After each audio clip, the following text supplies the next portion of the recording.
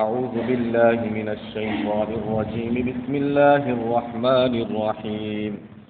الحمد لله رب العالمين الرحمن الرحيم مالك يوم الدين.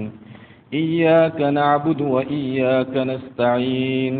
اهدنا الصراط المستقيم صراط الذين أنعمت عليهم غير المغضوب عليهم ولا الضالين.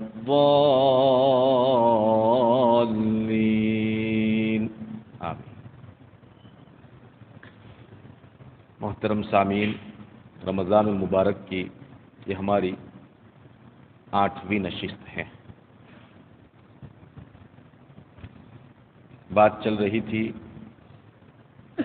اللہ تبارک و تعالیٰ کی تعریف کے سلسلے میں.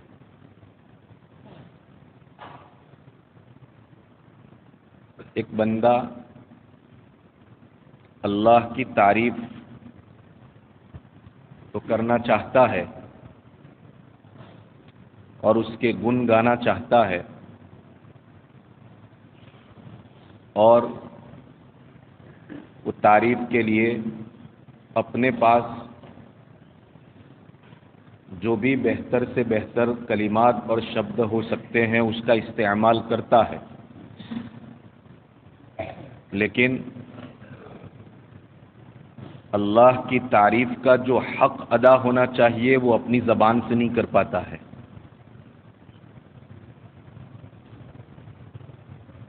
نبی پاک علیہ الصلاۃ والسلام بھی الگ الگ کلمات سے الگ الگ مقام پر اللہ کے دربار میں گویا اس کی تعریف کر رہے ہیں. جیسا کہ کل میں نے بتایا تھا ایک پانی کی دعا کے اوپر کہ کس طرح تعریف کے گن گائے جا رہے ہیں، ایسے ہی ایک موقع کے اوپر نبی رحمت صلی اللہ علیہ وسلم نے انسان کو سکھلایا اور تعلیم دی کہ اپنی اچھی حالت کو دیکھ کر کے اور سامنے والے کی بری حالت کو دیکھ کر کے، مثلا سامنے والے کو ہم نے دیکھا کہ وہ پاؤں سے چلنے سے معذور ہیں، جبکہ اللہ تبارک و تعالیٰ نے ہمیں بالکل صحیح سالم پاؤں عطا فرمائے ہیں. کسی کو دیکھا ہم نے کہ وہ دیکھنے سے معذور ہے، لیکن مجھے اور آپ کو اللہ تبارک و تعالیٰ نے بہترین آنکھیں عطا فرمائی ہیں. کسی کو دیکھا کہ وہ زبان سے بولنے سے معذور ہیں، لیکن ہمارے رب نے ہمیں ایک اچھی سی زبان ہی نہ صحیح بلکہ بولنے کی صلاحیت بھی عطا فرمائی. ایک انسان بہت سوچ سمجھ کر کے کوئی کام کرنا چاہے تو نہیں کر سکتا ہے، اس کے پاس وہ دماغ نہیں ہے، کہہ لیجئے وہ دماغ کے اعتبار سے استھیر ہے. اور اللہ تبارک و تعالیٰ نے ہمیں استھیر بنایا، ہمارے دماغ کو استھیر نہیں بنایا بلکہ استھیر بنایا. ہمارے دماغ میں اللہ تبارک و تعالیٰ نے سوچنے کی جو صلاحیت ہونی چاہیے وہ عطا فرمائی. اس سے آگے بڑھوں تو اللہ تبارک و تعالیٰ نے ہمیں نمازی بنایا. اللہ کے کچھ بندے وہ ہیں جو نماز کے لیے اللہ کے دربار میں حاضر نہیں ہوتے ہیں، یہ بری حالت ہوئی. ہماری اچھی حالت یہ بھی ہے کہ اللہ نے ہمیں روزہ رکھنے کی توفیق سے نواز دیا. کچھ بندوں کو روزہ رکھنے کی توفیق تک نہیں دی. آج میں بروچ جا رہا تھا اور ایک دم سائے کے نیچے چند پھل بیچنے والے فروٹ فروخت جو مسلمان تھے، سر کے اوپر ٹوپی بھی تھی اور چہرے کے اوپر الحمدللہ شریعت اور سنت کے مطابق داڑھی بھی تھی.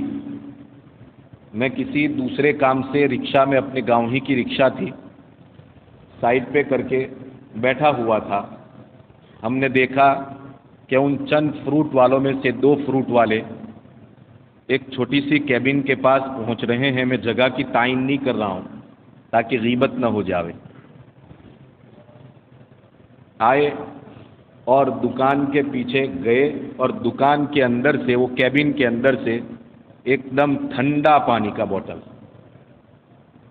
جو انہوں نے بکسے کے اندر رکھا تھا, ممکن ہے کہ اس کے اندر برف بھی ہوگا, مجھے ایسا لگتا تھا, اور ایک دم سے ٹھنڈے پانی کا بوتل نکالا اور دونوں نے مل کر کے پانی پیا.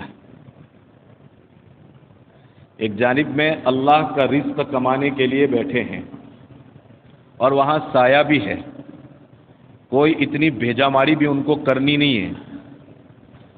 بیٹھے بیٹھے وہ فروخت کر رہے ہیں کرسی کے اوپر, مگر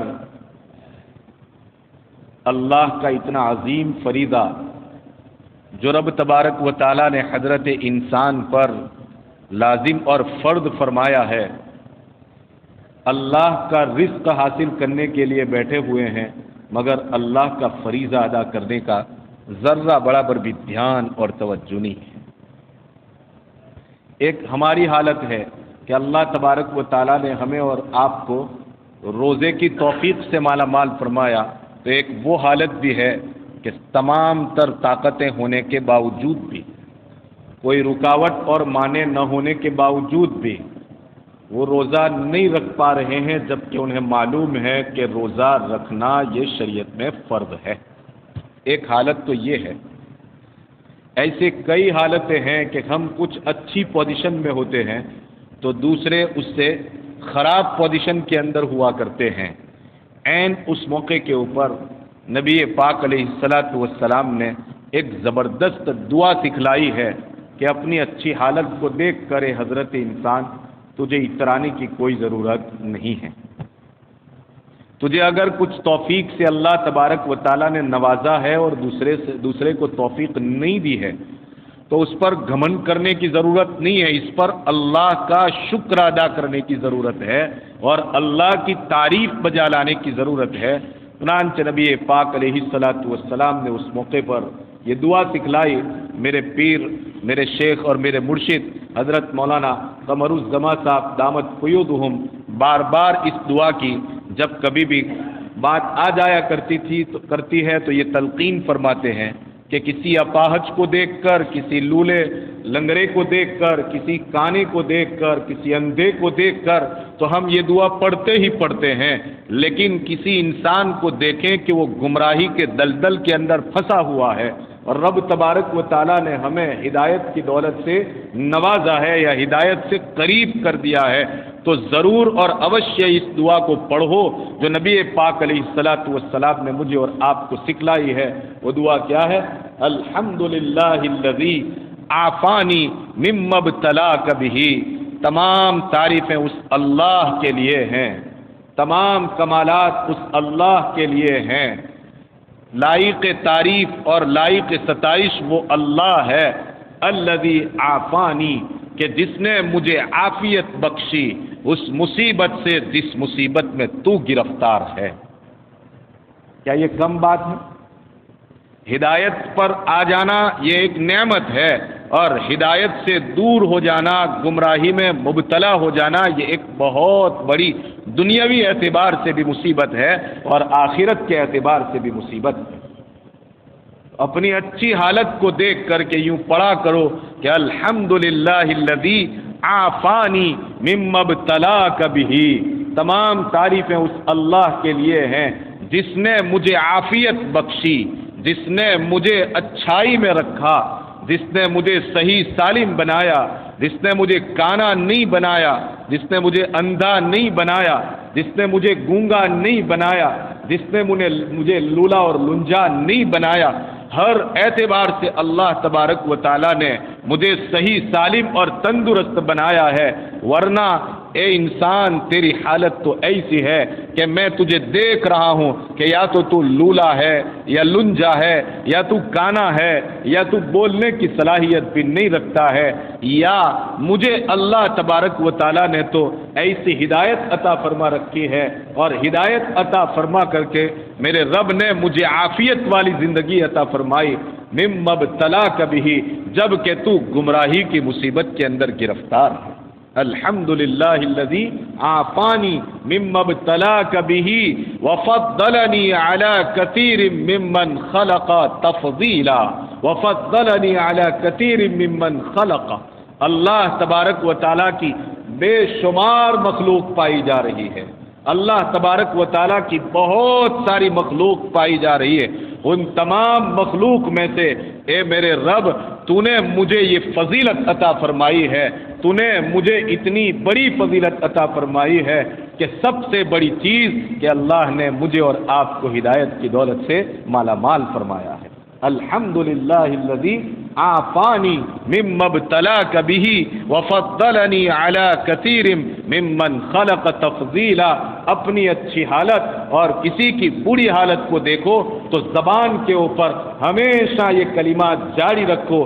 کل بتایا تھا نتیجہ کیا ہوگا، اس نعمت پر اللہ کی تعریف بیان فرمائی ہے، اللہ تبارک و تعالیٰ تمہیں ایک اور نعمت سے نوازیں گے۔ کسی کانے کو دیکھ کر کے اور کسی اندھے کو دیکھ کر کے اپنی بینائی کے اوپر اور اپنی آنکھ کے اوپر، اپنی آنکھ کی روشنی کے اوپر اے انسان تو اللہ کی تعریف بیان کر رہا ہے، اللہ تبارک و تعالیٰ تجھے مزید بینائی عطا فرمائیں گے، اللہ تبارک و تعالیٰ نعمت کے طور پر تجھے آنکھوں کی مزید روشنی عطا فرمائیں گے۔ تو کتنی بڑی بات نبی پاک علیہ الصلوۃ والسلام نے مجھے اور آپ کو سمجھائی۔ اسی بنیاد کے اوپر ایک موقع پر اللہ کے رسول صلی اللہ علیہ وسلم نے حضرات صحابہ کو ایک دعا سکھلائی۔ دعا بھی بڑی عجیب و غریب ہے۔ الحمدللہ الذی اذهب عنی الاذى وعافانی۔ جو دعا ایک موقع پر ہم پڑھتے ہیں، یعنی کون سے موقع پر پڑھتے ہیں؟ جب بیت الخلاء سے نکل رہے ہیں، جب بیت الخلاء سے نکلتے ہیں تو پیٹ ایک دم ہمارا صاف ہو گیا ہوتا ہے، جس کو لے کر کے ہم اپنے اندر ایک گھٹن سے محسوس کر رہے تھے، لیکن اللہ تبارک و تعالیٰ نے یہ گندگی اور اللہ تبارک و تعالیٰ نے یہ اذیت کی چیز اور یہ تکلیف کی چیز مجھ سے اور آپ سے دور فرما دی۔ اے اللہ اس پر بھی میں تیری تعریف بیان کرتا ہوں، اے اللہ اس پر بھی میں تیرے گن گاتا ہوں، تیری پرشنسا کرتا ہوں۔ الحمدللہ الذی غفرانک الحمدللہ الذی اذهب عنی الاذى وعافانی۔ تو ایک موقع کے اوپر نبی پاک علیہ الصلوۃ والسلام کا ارشاد ہمیں یہ بھی رہنمائی کرتا ہے کہ جب جنتی جنت میں چلے جائیں گے اور دوزخی دوزخ میں چلے جائیں گے، گویا کہ اللہ تبارک و تعالی ہر طرح کے غم اور ہر طرح کے غموں سے انسان کو نجات عطا فرما دے گا۔ اس وقت بھی اس کی زبان سے جو کلمات جاری ہوں گے وہ یہی جاری ہوں گے کہ تیری تعریف میں کروں تو کن الفاظ سے کروں، تیری پرشنسا کروں تو وہ کون سے الفاظ میں تیری پرشنسا کے لیے لاؤں۔ اے میرے رب، تو نے تو میرے جتنے بھی ہم تھے اور تو نے تو میرے جتنے بھی غم تھے اور تو نے تو میری جتنی بھی مصیبتیں تھی، ان تمام مصیبتوں کا ہمیشہ ہمیش کے لیے خاتمہ کر دیا۔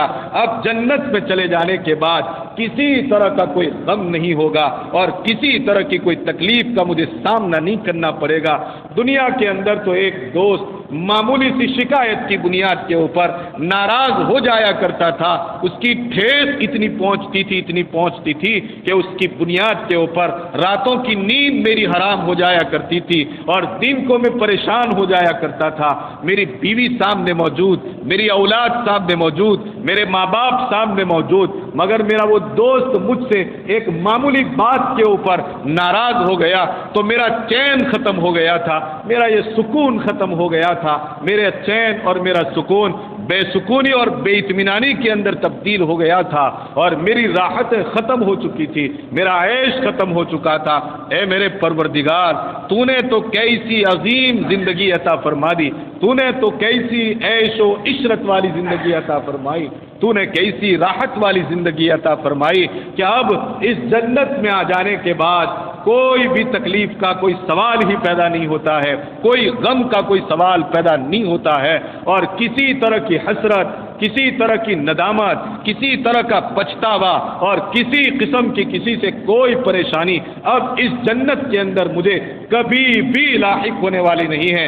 اے اللہ، تیری اس دی ہوئی نعمت کے اوپر میں تیرے گن گاتا ہوں، الحمدللہ، یعنی کہ میں تیری تعریف بیان کرتا ہوں۔ آپ دیکھیں تو صحیح، وہ کون سا موڑ ایسا ہے کہ جس موڑ کے اوپر نبی پاک علیہ الصلوۃ والسلام نے حضرت انسان کو الحمدللہ یعنی کہ اللہ کی تعریف کرنے کی تعلیم نہ دی ہو؟ بتاؤ تو صحیح، وہ کون سا موڑ ایسا ہے؟ اسی لیے حضرات علماء لکھتے ہیں کہ ہر نعمت کے اوپر حضرت انسان کو چاہیے کہ وہ اللہ کی ذات کا استحضار رکھے۔ ارے انسان، تجھے اللہ تبارک و تعالیٰ نے یہ وجود عطا فرمایا، یہ جان تجھے عطا فرمائی۔ اگر اللہ چاہتا تو تجھے یہ جان نہ دیتا، تجھے یہ وجود نہ دیتا، تیرے ماں باپ کے دل کے اندر یہ بات ڈال دیتا کہ رات کے سناٹے کے اندر تو پیدا ہوا تھا، وہاں پر تیرے ماں باپ کے علاوہ دوسرا اور تیسرا کوئی نہیں تھا، ان کے دماغ کے اندر یہ بات ڈال دیتا کہ کون اس کو پالے گا، کون اس کو برداشت کرے گا، تیری گردن مڑوڑ کر کے رکھ دیتے تو دنیا کا کون انسان تھا وہاں پر جو تجھے دیکھنے والا تھا، اور تو کیسے اس دنیا کے اندر آ سکتا تھا؟ ہو سکتا تھا یہ؟ اور ہوتا ہے ایسا بھی دنیا کے اندر؟ نہیں ہوتا ہے ایسا، نہیں ہے کہ حقیقی ماں باپ بھی اپنی چاہت کے مطابق جب اولاد نہیں ہوتی ہے، اپنی چاہت کے مطابق جب بیٹا پیدا نہیں ہوتا ہے، بیٹی کے پیچھے بیٹی آتی ہے، تو پڑوس کی قوم جیسی حالت ہماری بھی ہو چکی ہے۔ یہ ہندوانہ تہذیب ہے، یہ ہندوانہ رسمیں ہیں کہ اگر کسی کے گھر بیٹی پیدا ہوتی ہے تو اس کا منہ بگڑ جایا کرتا ہے اور وہ اپنی قسمت کے اوپر رونا شروع کر دیتا ہے۔ میرے آقا کی ہرگز یہ تعلیم نہیں، میرے مذہب کی یہ ہرگز تعلیم نہیں۔ میرے مذہب نے تو 1450 سال پہلے ہی سکھا دیا تھا، بیٹی بچاؤ بیٹی بچاؤ، اور بیٹی بچاؤ کی تحریکیں اور موومنٹ، اور اس کے لیے قسم کی تنظیمیں اور انسٹیٹیوٹ وجود میں آئے۔ یہ تو پچھلے 50 یا 100 سال یا 150 سال یا 200 سال کے اندر وجود میں آئے۔ قرآن نے تو اس بات کی طرف بہت پہلے توجہ دلائی تھی، اور قرآن نے اس کو دو ٹوک انداز کے اندر بیان کر دیا تھا، وَإِذَا الْمَوْءُودَةُ سُئِلَتْ بِأَيِّ ذَنبٍ قُتِلَتْ۔ اے انسان، تو اپنے ہاتھوں سے اپنی پیدا کی ہوئی، اپنی کوکھ سے جنم لینے والی اس اولاد کو، جس اولاد کو اس کی ماں نے اپنے پیٹ کے اندر 9 مہینے تک زبردست کہہ لیجئے کہ تکلیف برداشت کرتے ہوئے پالا تھا، محض اس بنیاد کے اوپر کہ وہ بجائے بیٹے کے بیٹی کی شکل کے اندر اپنا وجود اور جنم لے کر کے آ رہی ہے، اور تیرا منہ چڑھ جاتا ہے اور تو اسے موت کے گھاٹ اتار دیا کرتا ہے۔ وَإِذَا الْمَوْءُودَةُ سُئِلَتْ بِأَيِّ ذَنبٍ قُتِلَتْ۔ اس معصوم سی جان کا قصور کیا تھا وہ تو بتاؤ۔ روز قیامت اللہ تبارک و تعالی ضرور بالضرور انصاف کے کٹہرے کے اندر لا کر کے کھڑا کر دے گا اور یہ سوال کرے گا، اور جب تک اس سوال کا جواب اے حضرت انسان تم نہیں دے گا، اس وقت تک باری تعالیٰ کی انصاف کی عدالت سے تیرے پاؤں ہٹنے والے نہیں ہیں۔ وَإِذَا الْمَوْءُودَةُ سُئِلَتْ۔ بڑی عجیب و غریب بات ہے۔ تو اللہ تبارک و تعالیٰ نے مجھے یہ وجود عطا فرمایا، مجھے یہ جان عطا فرمائی۔ یہ جان دنیا کی تمام نعمتوں سے سب سے زیادہ عزیز اور سب سے زیادہ پیاری ہے کہ نہیں؟ جان ہے تو سب کچھ ہے۔ انسان اسی جان کی حفاظت کے لیے، اسی روح کی حفاظت کے لیے کتنے پیسے خرچ کرتا ہے۔ اس کے لیے اگر وہ اللہ ہماری حفاظت فرماوے بیمار ہو جائے اور کوئی ڈاکٹر یوں کہہ دے اس کو کہ ایک شرط اور ایک شکل کے اندر تیری جان بچ سکتی ہے کہ تو 1 کروڑ روپے لا کر کے رکھ دے، اور اتفاق سے اس کے پاس 1 کروڑ ہی روپے ہیں، اس سے کم نہیں، اس سے زیادہ بھی نہیں ہے، یہ انسان کہے گا کہ 1 کروڑ روپے لے لے، اور اگر مزید کی ضرورت پڑے گی تو میں بھیک مانگ کر کے لا کر کے دوں گا، لیکن اگر میری جان کی حفاظت ہو جاتی ہے اور میری جان بچ جاتی ہے تو تم کوشش کرو، اس لیے کہ مجھے جان دنیا کی عیش و عشرت کی تمام چیزیں اور تمام اسباب کے مقابلے میں بہت ہی پیاری ہے۔ یہ اللہ تبارک و تعالیٰ نے عطا فرمائی، یہ اللہ تبارک و تعالیٰ نے عطا فرمائی ہے، یہ ویسے تھوڑی عطا فرما دی۔ آپ دیکھو تو صحیح، یہ جان عطا فرمائی، اور صرف اتنا ہی نہیں، اللہ تبارک و تعالیٰ نے حضرت انسان کو عبادت کرنے کے لیے، اللہ تبارک و تعالیٰ کے حکم کو بجا لانے کے لیے جن اسباب کی ضرورت ہوا کرتی ہے، وہ تمام کے تمام اسباب بھی میرے رب نے ہمیں عطا فرمائے ہیں۔ وہ اعضاء بھی عطا فرما دیے۔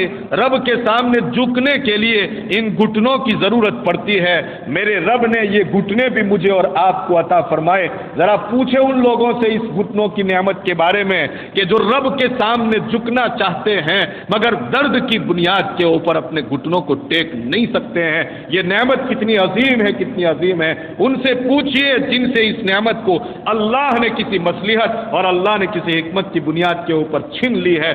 اگر میرے پاس یہ نعمت موجود ہے، مجھے اترانے کی کوئی ضرورت نہیں ہے، مجھے گمن کرنے کی کوئی ضرورت نہیں ہے، اس پر تو مجھے کیا پڑھنا ہے؟ الحمدللہ الذی عافانی مما ابتلاک بہ وفضلنی علی کثیر ممن خلق تفضیلا۔ اور ان لوگوں کو کوئی غم کرنے کی ضرورت نہیں ہے۔ میں یہ منظر بھی ابھی انشاءاللہ آئندہ کل یا پرسوں بیان کروں گا کہ جن سے اللہ تبارک و تعالیٰ نے کسی حکمت اور کسی مصلحت کی بنیاد کے اوپر اس نعمت کو چھین لیا ہے، تو ہرگز وہ اس گمان کے اندر نہ رہے کہ ہمارا پروردگار ہم سے ناراض ہو چکا ہے، کیونکہ رضامندی اور ناراضگی کا میرے پروردگار کے یہاں ہرگز یہ معیار ہے ہی نہیں۔ وہاں تو معیار ہے ان اکرمکم عند اللہ اتقاکم، میرے نزدیک وہ بندہ سب سے زیادہ معزز ہے، سب سے زیادہ مکرم ہے، آدرنیہ ہے، سنمان والا ہے، ماننیہ ہے اور پرشنسا کے قابل ہے۔ ان اکرمکم عند اللہ اتقاکم، جو میرے نزدیک ایک دم سے تقوی اور طہارت والی زندگی میرے پاس لے کر کے آتا ہے، متقی بن کر کے آتا ہے۔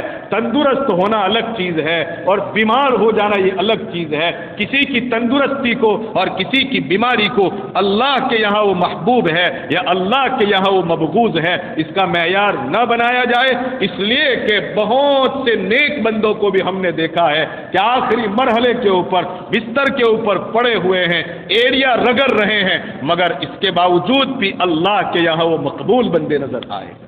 خیر، تو میں یہ کہہ رہا تھا کہ اللہ تبارک و تعالیٰ نے ہمیں وہ اعضاء بھی عطا فرمائے جن اعضاء کے ذریعے اور ان اعضاء کو استعمال کر کے ہم رب تبارک و تعالیٰ کی عبادت کر سکے، رب تبارک و تعالیٰ کے احکام کو بجا لا سکے۔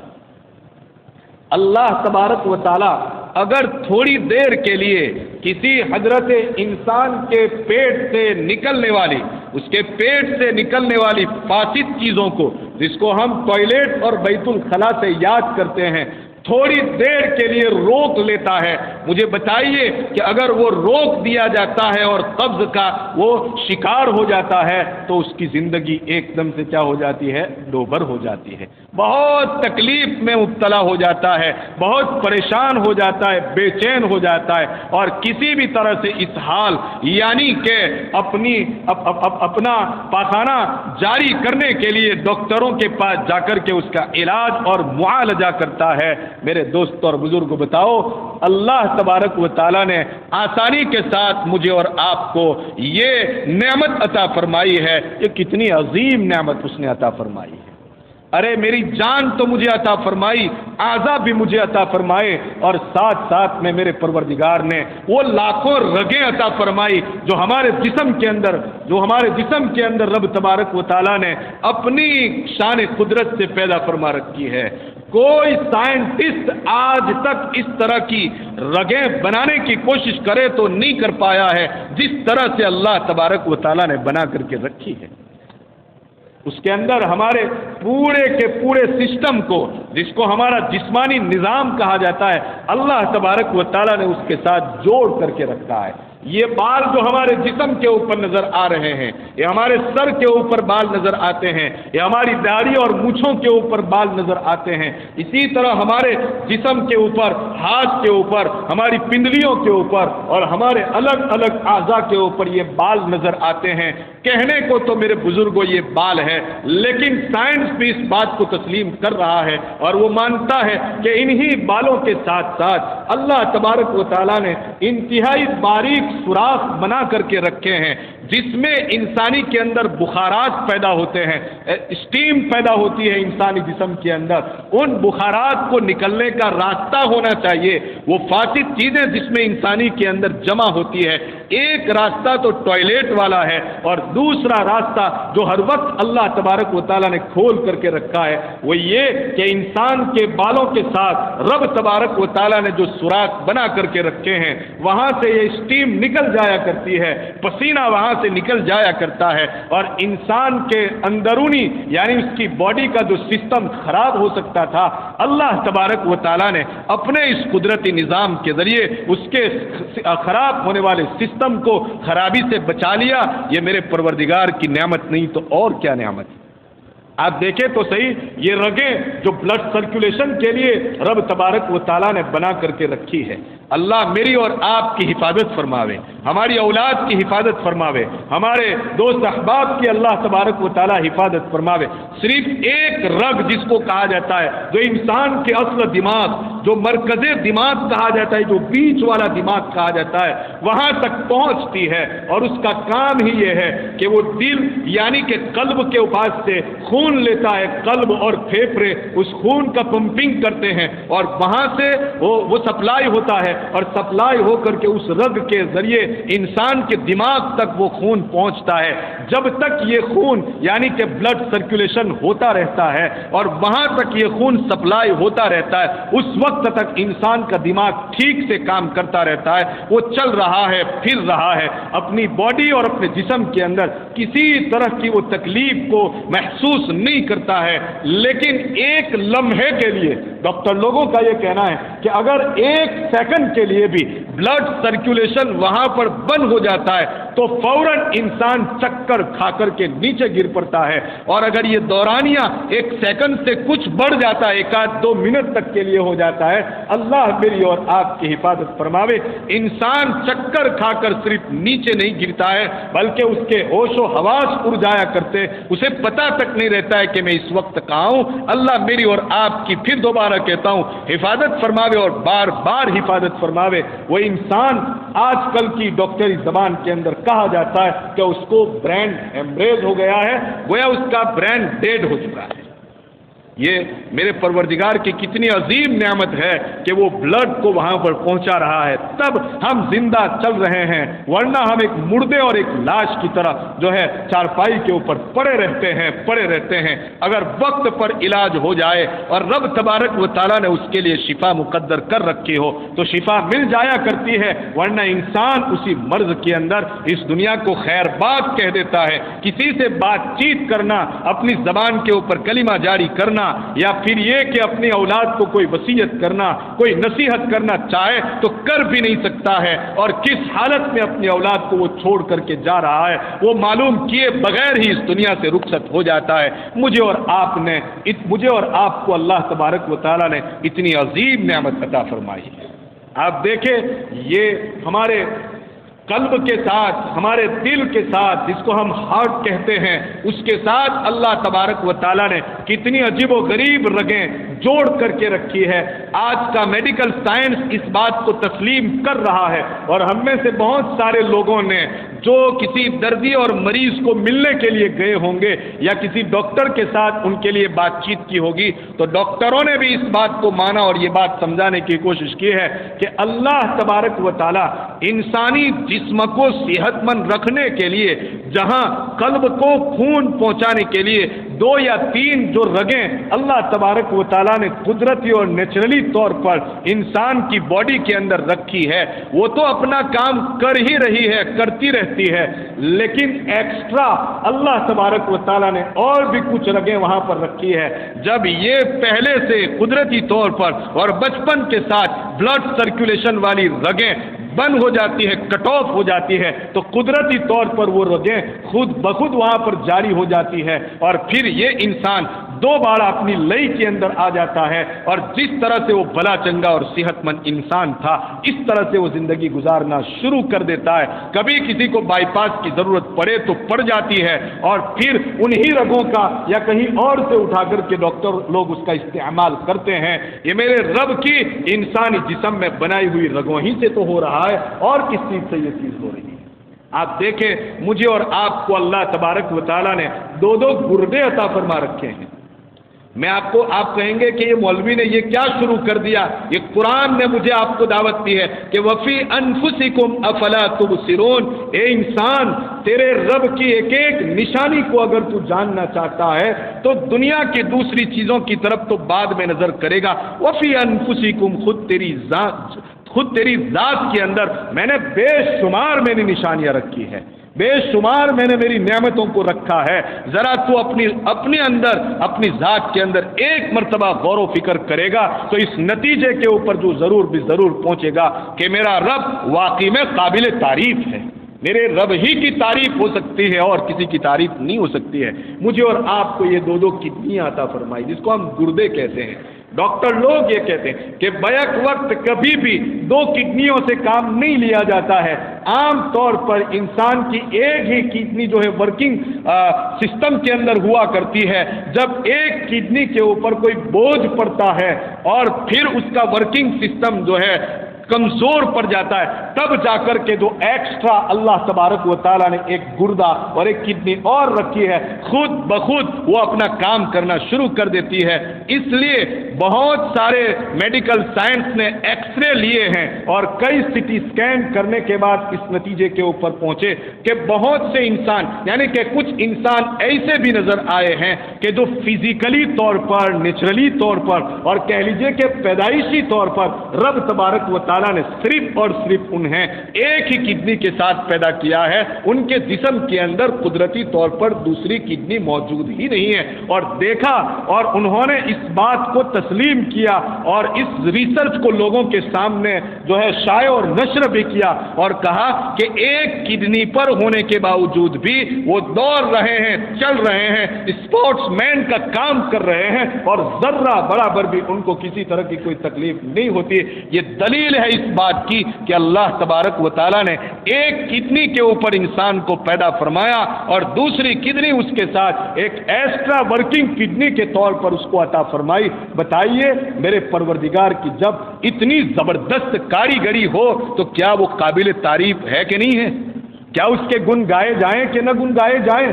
کتنی پرشنسا کے وہ لائق ہے، کتنی اور کس موڑ کے اوپر ہم اس کی تعریف کریں. تو تعریف کرنا تو ہم جانتے ہیں، جہاں سے میں نے بات شروع کی تھی، تعریف کرنا تو ہم چاہتے ہیں کہ ہم تعریف کریں، مگر الفاظ کہاں سے لائے تعریف کرنے کے؟ ہمارے پاس اس کے گن گانے کے لیے یہی تو چند کلمات ہے کہ اللہ تیرا بہت شکریہ، الحمدللہ، ہم تیری تعریف بیان کرتے ہیں. اللہ کے رسول صلی اللہ علیہ وسلم نے اسی بنیاد کے اوپر اکثر و بیشتر نبی پاک علیہ الصلوۃ والسلام کے بارے میں یہ بات آتی ہے کہ آپ الگ الگ کلمات، الگ الگ الفاظ کے ذریعے اللہ تبارک و تعالیٰ کی تعریف بیان کرتے ہیں، لیکن جب سجدے میں جاتے ہیں تو اخیر کے اندر تعریف کے بعد یہ جملے کہہ دیتے ہیں، اللہم لا نحصی ثناء علیک انت کما اثنیت علی نفسک. اے میرے اللہ، لا نحصی ثناء علیک، ہم تیری تعریف کر ہی نہیں سکتے ہیں. ہمارے پاس تیری تعریف کرنے کے لیے الفاظ ہی نہیں ہیں، ہمارے پاس تیری تعریف کرنے کے لیے شبد ہی موجود نہیں رہے ہیں. جتنا ہمارے ساہتیہ میں ہو سکتا تھا اور جتنا ہمارے پاس فصاحت اور بلاغت کے جتنے بھی معیار اور ماپدند ہو سکتے تھے وہ تمام کے تمام ہم نے اپنا لیے ہیں. اب ہمارے پاس تیری تعریف کرنے کے کلمات نہیں ہیں. لا نحصی ثناء علیک انت کما اثنیت علی نفسک. اے میرے رب، تو تو ایسا ہی ہے جیسا کہ خود تو نے تیری تعریف بیان فرمائی ہے.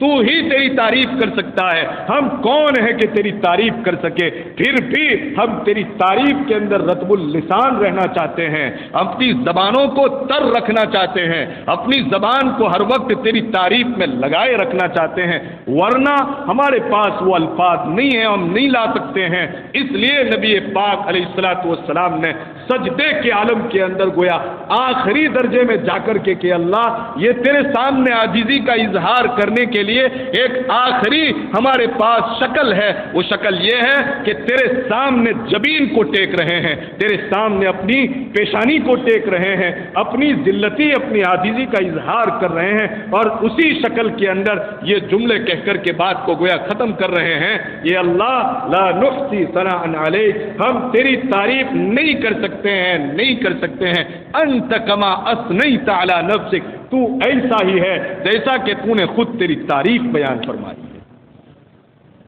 اس لیے ضرورت پیش آئی کہ جب اللہ کی تعریف کی جائے تو بہت سارے دفتروں کے اندر ہم پہنچتے ہیں اور وہاں پر اپنی کوئی درخواست پیش کرتے ہیں، درخواست کرنے کے لیے مضمون اور سبجیکٹ اور اس کے لیے جو الفاظ ہوتے ہیں وہ اپنی طرف سے تیار کرتے ہیں، اور اپنی طرف سے تیار کرنے کے بعد اس سرکاری دفتر کے اندر رجوع کرتے ہیں، پیش کرتے ہیں۔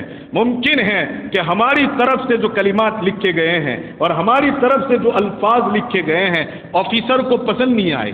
سرکاری کرمچاری نے کہا کہ تمہارا یہ ایپلیکیشن اور تمہاری یہ درخواست ہم اس بنیاد کے اوپر رد کرتے ہیں کہ تم نے درخواست کرنے کے لیے جو کلمات استعمال کیے ہیں وہ ٹھیک نہیں ہے اور مناسب نہیں ہے، تو کبھی اس کو کیا کر دیا جاتا ہے؟ رد کر دیا جاتا ہے۔ رب تبارک و تعالیٰ نے گویا سرکاری اسٹیمپ کے اوپر لکھ کر کے بھیج دیا گویا کہ جب بھی میرے دربار میں آؤ اور میرے دربار کے اندر تم درخواست کرنا چاہو، مجھے معلوم ہے کہ میرے حضور تم جو ایپلیکیشن دینا چاہتے ہو اس ایپلیکیشن کے الفاظ تمہارے پاس موجود نہیں ہے، میں تمہیں گویا سرکاری اسٹیمپ کے اوپر یہ الفاظ لا کر کے دیتا ہوں تاکہ میں خود رد نہیں کر پاؤں گا، جیسا کہ بہت ساری سرکاری کچہریوں سے خود ہی ایپلیکیشن تیار کر کے دے دی جاتی ہے، صرف اس کی فارمیلٹی یہ ہوتی ہے کہ ہم اپنا نام لکھ دیں، ڈیٹ آف برتھ کو اس کے اوپر لکھ دیتے ہیں، اپنی تاریخ لکھ دیتے ہیں اور اس پر تھوڑا سا سبجیکٹ لکھ دیتے ہیں، نیچے دستخط کر دیا کرتے ہیں، اور فوراً وہ درخواست اس لیے منظور ہو جاتی ہے کہ درخواست کا پورا میٹر جو تیار کیا تھا وہ کس نے تیار کیا تھا؟ سرکاری افسروں نے ہی تیار کیا تھا۔ اس بنیاد پر رد کرنے کا کوئی سوال ہی پیدا نہیں ہوتا ہے۔ میرے رب نے بھی فرمایا گویا کہ اے میرے بندو، جب تم میرے حضور آؤ گے اور میرے حضور ایک درخواست کرو گے، اس درخواست کا جو میٹر ہوگا وہ میٹر تم نہیں جان سکتے ہو، تمہارے علم کے اندر وہ میٹر کیسا ہونا چاہے وہ تمہیں معلوم نہیں ہے۔ آؤ اے میرے بندو، میری رحمت کا خزانہ دیکھیے، میں اپنی رحمت کے خزانوں میں سے اور اپنی شان رحیمی اور کریمی کی بنیاد کے اوپر میٹر بھی تمہارے حوالے کرتا ہوں، صرف تمہیں تو اپنی زبان ہلانی ہے۔ چنانچہ فرمایا الحمدللہ رب العالمین، یہ رب تبارک و تعالیٰ کی طرف سے دیا ہوا سرکاری میٹر ہے جو سرکاری اسٹیمپ کے اوپر لکھ کر کے گویا کہ میرے اور آپ کے پاس آیا ہے۔ جب رب کا تیار کیا ہوا مضمون رب ہی کے حضور ہم پیش کر رہے ہیں، بلا میرا رب اتنا کریم ہونے کے بعد اور اتنا رحیم و رحمان ہونے کے بعد، اتنا دیالو اور کپارو ہونے کے بعد اور اتنا پریم کرنے والا ہونے کے بعد کیسے اپنے بندے کی درخواست کو رد کر سکتا ہے؟ وہ ہرگز میرے اور آپ کی درخواست کو کبھی بھی رد نہیں کرتا ہے، جبکہ اس کو صحیح ڈھنگ سے پیش کیا جائے، پورے اعتماد کے ساتھ پیش کیا جائے اور پورے یقین کے ساتھ پیش کیا جائے۔ چنانچہ بندہ رب تبارک و تعالیٰ کے حضور درخواست پیش کرتے ہوئے کہتا ہے الحمدللہ رب العالمین، تمام تعریفیں اس اللہ کے لیے ہیں جو تمام جہانوں کا پروردگار ہے۔ آپ اس کے اوپر جتنا آدمی بولنا چاہے اور اس کو بول کر کے اللہ کو، اللہ کی طاقت کو اور اللہ تبارک و تعالیٰ بہت بڑے انعام کرنے والے ہیں اور بہت بڑے احسان کرنے والے ہیں، یہ مضمون انسان کے دماغ میں آتا ہے تو پھر ہر وقت رب تبارک و تعالیٰ انسان کے سامنے رہتے ہیں اور وہ کبھی بھی پھر اپنے رب کو فراموش نہیں کرتا۔ دعوت و تبلیغ میں آپ نے دیکھا ہوگا کہ بہت ساری مرتبہ یہ بات کہی جاتی ہے کہ بھائی تم جو ہے صبح کے بعد فجر کی نماز کے بعد بیان کرو تو اس بیان کے اندر زیادہ سے زیادہ رب تبارک و تعالیٰ کی قدرت کو بیان کرو۔ ٹھیک ہے مولانا، اسی طرح کی کچھ بات ہوتی ہے نا فجر کے بعد خاص طور پر، تو فجر کے بعد زیادہ سے زیادہ رب تبارک و تعالیٰ کی کیا بیان کرو؟ قدرت کو بیان کرو۔ چنانچہ رب کی قدرت کو بار بار بولا جاتا ہے، بار بار بولا جاتا ہے، اس لیے رب کی قدرت کو بار بار بلوایا جا رہا ہے کہ بندے کو اس بات کا احساس ہو جائے کہ میرا رب سب کچھ ہے اور میں کچھ بھی نہیں ہوں۔ میں ایک سراپا عاجز بندہ ہوں، میرے پاس ایک ادنا سی طاقت بھی موجود نہیں ہے، میرے پاس ایک پتا ہلانے کی طاقت بھی موجود نہیں ہے، ارے ایک پھول کی پنکھڑی کو پھول سے نیچے اتارنے کی بھی میرے پاس طاقت موجود نہیں ہے۔ یہ طاقت بھی اگر کوئی سپلائی کر رہا ہے تو سب سے بڑا سپلائر اگر طاقت کا ہے تو وہ کون ہے؟ اللہ ہے، جس کو کہا لا حول ولا قوت الا باللہ، کہ نہیں ہے کوئی طاقت اور نہیں ہے کوئی قوت مگر اللہ ہی سے یہ طاقت اور اللہ ہی سے یہ قوت حاصل ہوا کرتی ہے۔ اس لیے بار بار ان چیزوں کو بیان کرو اور بار بار ان چیزوں کو اپنے دماغ کے اندر سوچو، سوچیں گے تو رب تبارک و تعالیٰ کی ذات ہمارے سامنے آئے گی، اور رب کی ذات جب ہمارے سامنے آئے گی تو میرے بزرگوں یاد رکھو، میرا رب ہر وقت اور ہر لمحہ ہمارے سامنے ہوگا۔ ایسے موقع کے اوپر انسان رب کو یاد کرے گا، اور جب رب کو یاد کر کے کوئی کام کیا جاتا ہے تو پھر اللہ تبارک و تعالیٰ کبھی بھی اس بندے کو اس کام کے اندر فراموش نہیں کرتے ہیں۔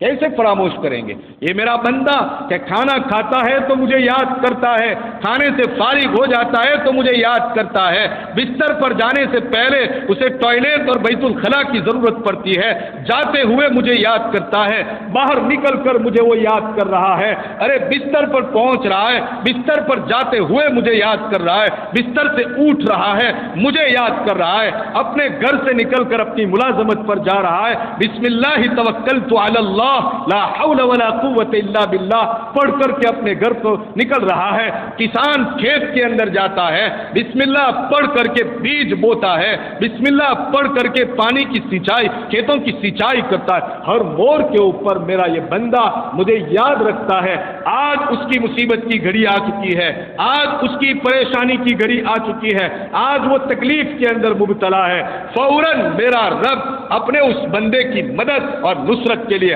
حاضر ہو جایا کرتا ہے۔ کیسے ہو سکتا ہے اتنا بڑا رب کہ اس کو ہم ہر موڑ کے اوپر یاد کرے اور وہ ہماری تکلیف کے موقع کے اوپر ہمیں بھول جائے؟ بھلا ایسا ہو سکتا ہے؟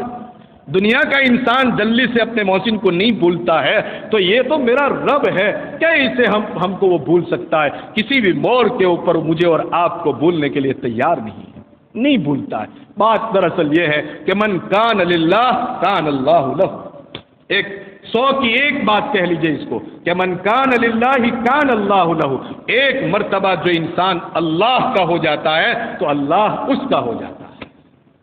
ایک مرتبہ اللہ کا ہو کر کے تو دیکھیں ہم، ایک مرتبہ اللہ کا بن کر کے تو دیکھیں ہم، پھر دیکھو ہماری مرادیں کس طرح سے پوری ہوتی ہے، ہماری تمناؤں کے مطابق کس طرح سے رب تبارک و تعالی ہمارے ساتھ معاملہ فرماتے ہیں۔ ہم جو بھی نیک تمنائیں کرتے ہیں اللہ تبارک و تعالی اگر وہ ہمارے مناسب نہیں ہوتی ہے تو ہمارے دماغ سے اس کو نکال دیا کرتا ہے، پریشان نہیں کرتا ہے۔ بہت ساری چیزوں کی ہم تمنا کرتے ہیں لیکن اس زندگی کے اندر وہ چیز ہمارے حال کے مناسب نہیں ہے، اس بات کو کون جانتا ہے؟ اللہ جانتا ہے۔ وہ چیز ہمیں عطا نہیں کرتا ہے لیکن اتنا ضرور کہ اس کی جگہ کے اوپر کوئی دوسری چیز عطا فرما دیتا ہے، اور جو چیز ہمارے دماغ کے اندر بار بار آتی تھی رب تبارک و تعالی انسان کے دماغ کو وہاں سے ہٹا کر دوسری چیز کی طرف منتقل کر دیتا ہے، اور وہ چیز جس کی وہ بار بار تمنا کرتا تھا کبھی اس کو یاد تک نہیں آتی ہے۔ یہ رب کا کام ہے، ورنہ انسان اپنی زندگی امنگوں کے اندر کھو دیتا ہے، اپنی زندگی کو تمناؤں کے اندر صرف کر دیتا ہے، اور جب موت کے بستر کے اوپر سو جاتا ہے تو سوائے آرزوؤں کے اور سوائے تمناؤں کے اس کے سامنے کچھ نہیں ہوا کرتا ہے، کچھ نہیں ہوا کرتا ہے۔ ایک مرتبہ اللہ کا بن کر کے دیکھیں اور پھر دیکھیں کہ رب ہمارا کس طرح سے بگڑی بنا رہا ہے، رب ہمارا کس طرح سے ہمارے کام آ رہا ہے۔ یہ تو بات یہ ہے کہ کبھی ہم رب کے نہیں ہوئے اور اب پریشانی کے اندر مبتلا ہو گئے اور آ گئے رب کے پاس اور 2 رکعت پڑھی، 4 رکعت پڑھی، 8 رکعت پڑھی، چند دن کی دعا کی اور کہتے کہ دعا کر کر کے تھک گیا لیکن رب ماننے کے لیے تیار نہیں ہے۔ بلا 50 سال کی زندگی گزارنے کے بعد 51ویں سال میں داخل ہوا اور تیرے گھٹنوں کے اندر درد پیدا کیا، 50 سال تک تو کہاں گیا تھا؟ 50 سال تک تجھے بخار تک نہیں آیا تھا، کیا اس موقع کے اوپر رب کی اس صحت والی جو دی ہوئی صحت تھی کبھی اس کے اوپر الحمدللہ کہا تھا؟ کبھی تو نے اس کا شکریہ ادا کیا تھا؟ آج 50 سال کی عمر کے بعد سر میں درد پیدا ہوا، کمر میں درد پیدا ہوا، گھٹنوں میں درد پیدا ہوا، اور چند دن کی نمازیں پڑھ کر کے اور چند مرتبہ ہاتھ اٹھا کر کے پھر مایوس ہو کر کے یوں کہتا ہے کہ بہت دعائیں کی لیکن دعائیں ہی قبول نہیں ہوا کرتی ہے۔ پہلے کیا کرنا چاہیے تھا؟ اسی لیے آقا نے ایک موقع کے اوپر فرمایا اغتنم خمسن قبل خمسن، 5 چیزوں کو 5 سے پہلے غنیمت سمجھ لو۔ صحت کو بیماری سے پہلے، تندرستی کو بیماری سے پہلے غنیمت سمجھو۔ کیا مطلب اس کا؟ اس تندرستی کا ٹھیک استعمال کرو، اس صحت کا صحیح جگہوں کے اوپر استعمال کرو، اللہ کو حاضر رکھ کر کے اس کا استعمال کرو، نبوی دعاؤں کا اہتمام کر کے اس کا استعمال کرو، اور اس کے باوجود بھی اگر بیماری آتی ہے تو کوئی شکوہ اور کوئی شکایت نہیں، رب کے حضور ہمارے درجات بلند ہو رہے ہیں، اس بنیاد کے اوپر بیماری آ رہی ہے۔ تو میرے کہنے کا منشا اور مقصد یہ ہے کہ اللہ تبارک و تعالیٰ کی خوب سے خوب حمد بیان کی جائے۔ ما بقیہ حمد کا مضمون انشاءاللہ آئندہ کل بھی جاری رہے گا اگر اللہ نے زندگی دی تو۔ درود شریف پڑھ لیجیے۔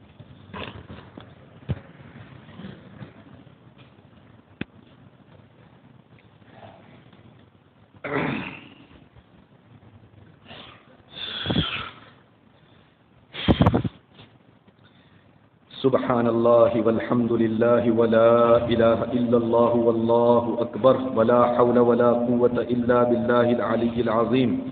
سبحان اللہ وبحمدہ عدد خلقہ ورضا نفسہ وزنة عرشہ ومداد کلماتہ۔ اللہم لا نحصی ثناء علیک انت کما اثنیت علی نفسک۔ اللہم صل علی سیدنا محمد وعلى آل سيدنا محمد وبارك وسلم۔ اللهم صل على محمد النبي الأمي الطاهر الزكي صلاة تحل بها العقد وتفك بها الكرب۔ اللهم يا فارج الهم ويا كاشف الغم يا مجيب دعوة المضطرين رحمن الدنيا والآخرة رحيمهما أنت ترحمني فارحمني برحمة تغنيني بها عن رحمة من سواك۔ اللهم ربنا ظلمنا أنفسنا وإن لم تغفر لنا وترحمنا لنكونن من الخاسرين۔ اللهم أنت ربي لا إله إلا أنت خلقتني وأنا عبدك وعلى عهدك ووعدك ما استطعت وأعوذ بك من شر ما صنعت وأبوء لك بنعمتك علي وأبوء بذنبي فاغفر لي فإنه لا يغفر الذنوب إلا أنت، فاغفر لي فإنه لا يغفر الذنوب إلا أنت۔ اللهم أنت ربي لا إله إلا أنت عليك توكلت أنت رب العرش الكريم۔ اللهم أنت ربي لا إله إلا أنت عليك توكلت أنت رب العرش الكريم۔ اللهم أنت ربي لا إله إلا أنت عليك توكلت أنت رب العرش الكريم۔ ربنا آتنا في الدنيا حسنة وفي الآخرة حسنة وقنا عذاب النار وقنا عذاب القبر وقنا عذاب الحشر وقنا عذاب الدين واحشرنا يوم القيامة مع المتقين مع الإيمان واحشرنا يوم القيامة مع المتقين مع الأبرار۔ اللهم توفنا مسلمين والحقنا بالصالحين۔ اللهم غير خزايا ولا ندامى ولا مفتونين، اللهم غير خزايا ولا ندامى ولا مفتونين، اللهم غير خزايا ولا ندامى ولا مفتونين۔ اللهم إنا نعوذ بك من الفتن ما ظهر منها وما بطن۔ اللهم إنا نعوذ بك من فتنة المحيا والممات۔ اللهم إنا نعوذ بك من فتنة النساء۔ اللهم إنا نعوذ بك من فتنة الأولاد۔ اللهم إنا نعوذ بك من فتنة الأولاد۔ اللهم إنا نعوذ بك من فتنة المال والأولاد۔ اللهم إنا نعوذ بك من فتنة المسيح الدجال۔ اللهم إنا نعوذ بك من فتنة المسيح الدجال۔ اللهم إنا نعوذ بك من فتنة المسيح الدجال۔ اللهم أصبحنا وأصبح الملك لله رب العالمين، اللهم أمسينا وأمسى الملك لله رب العالمين۔ اللهم إنا نسألك خير هذا اليوم، فتحه ونصره ونوره وبركته وهداه۔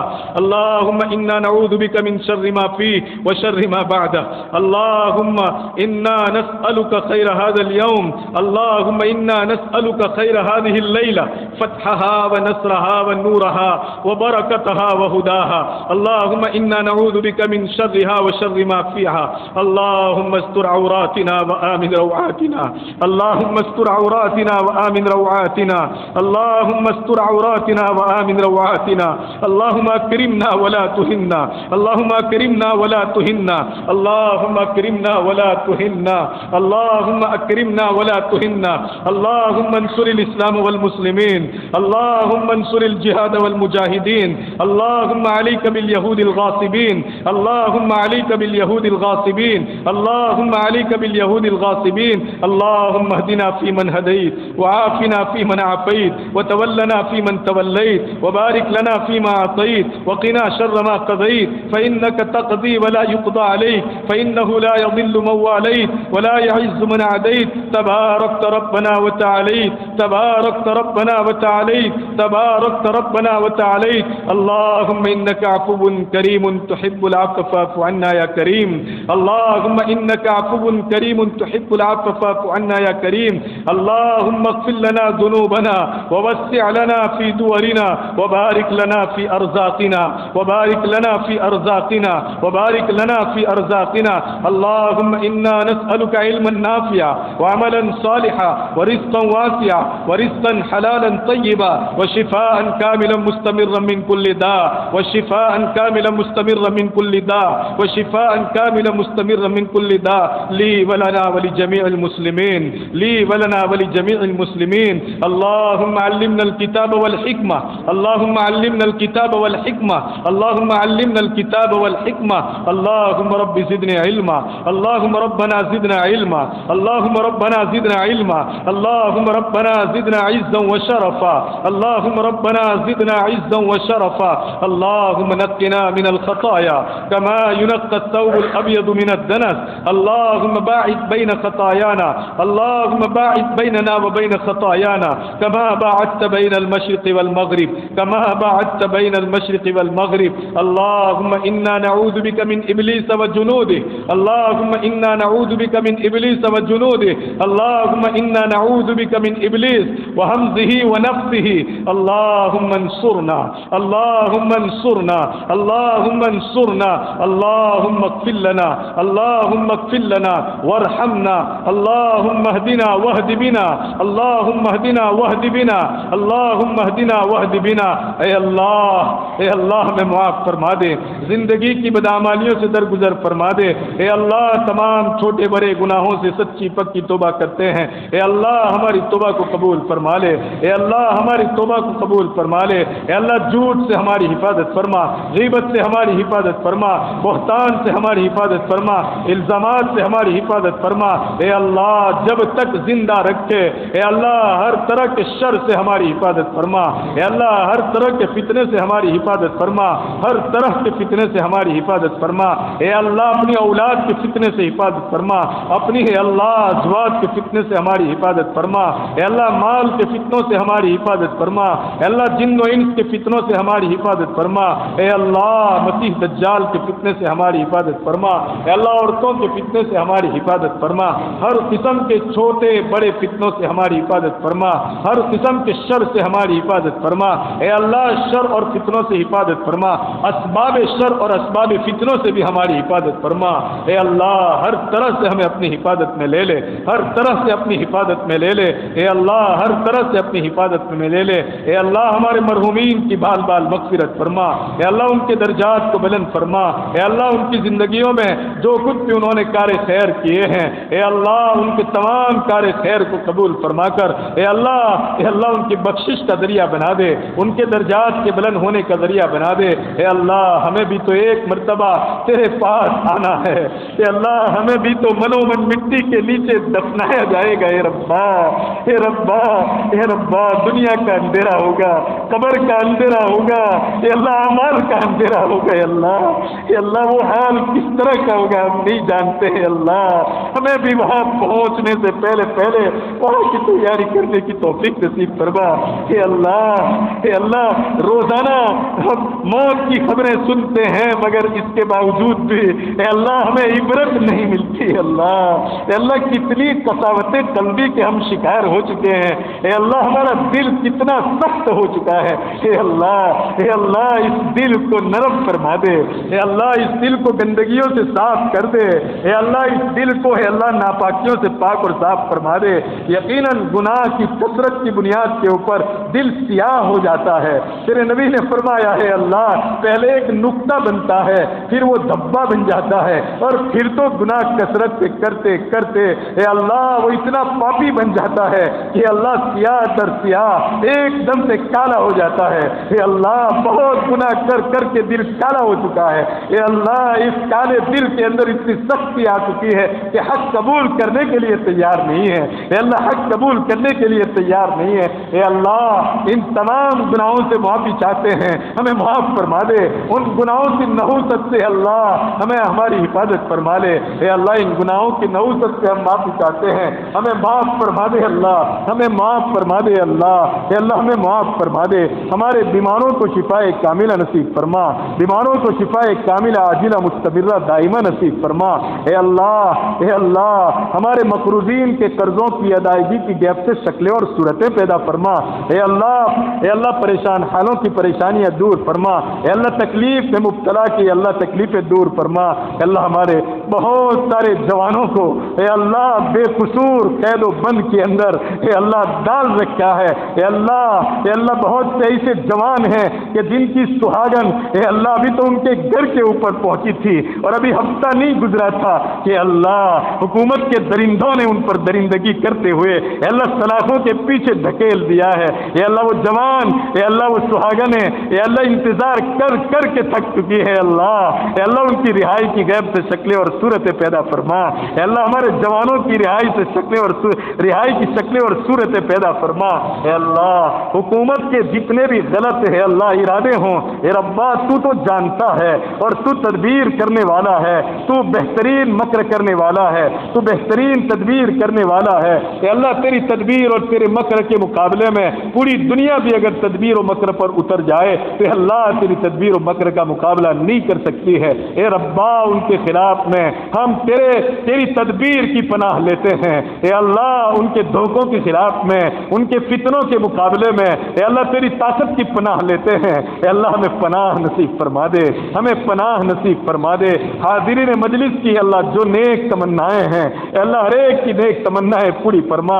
اے اللہ اس میں چھوٹے چھوٹے بچے بھی نظر آ رہے ہیں جو ہو سکتا ہے کہ میرے مضمون کو نہ سمجھتے ہوں لیکن اے اللہ تیرے کلام اور اس کی تفسیر سمجھ کر کے اللہ بیٹھتے ہیں، اللہ ان کے بیٹھنے کو قبول فرما لے۔ اے اللہ ان معصوموں کی بنیاد پر ہمارے اس بولنے اور سننے کو قبول فرما لے۔ اے اللہ ان معصوموں کی بنیاد کے اوپر حاضرین مجلس کی نیک آرزویں پوری فرما دے، نیک آرزویں پوری فرما دے۔